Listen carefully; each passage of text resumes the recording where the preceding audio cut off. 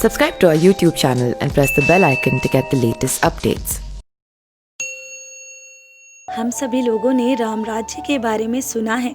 जैसे कि सभी जानते हैं, जब श्री राम ने रावण का वध किया था, उसके पश्चात अयोध्या पहुंचकर लगभग 1100 साल तक अयोध्या पर राज किया और इस समय को राम राज्य कहा जाता है। आपको शायद ये पता ना हो कि राम राज्य में इंसानों के साथ साथ जानवरों को भी पूरा न्याय मिलता था।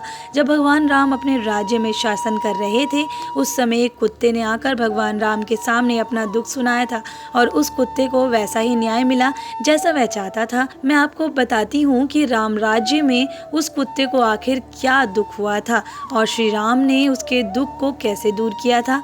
एक बार एक घायल कुत्ता राजमहल के दरबार पर आकर जोर जोर से भौंक रहा था। ये देखकर लक्ष्मण जी वहां पहुंचे और उस कुत्ते से उसका दुख पूछा।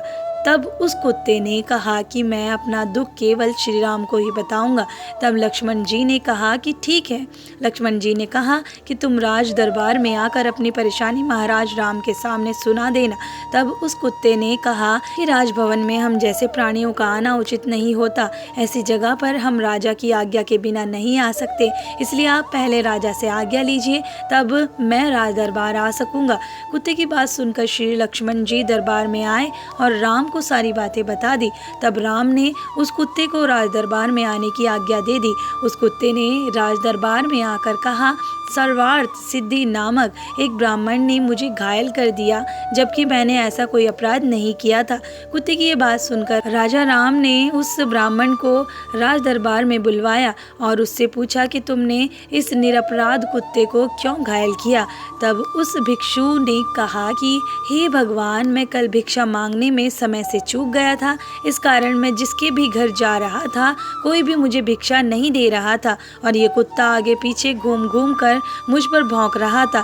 इसलिए मुझे क्रोध आ गया और मैंने इस कुत्ते को लकड़ी से मार दिया।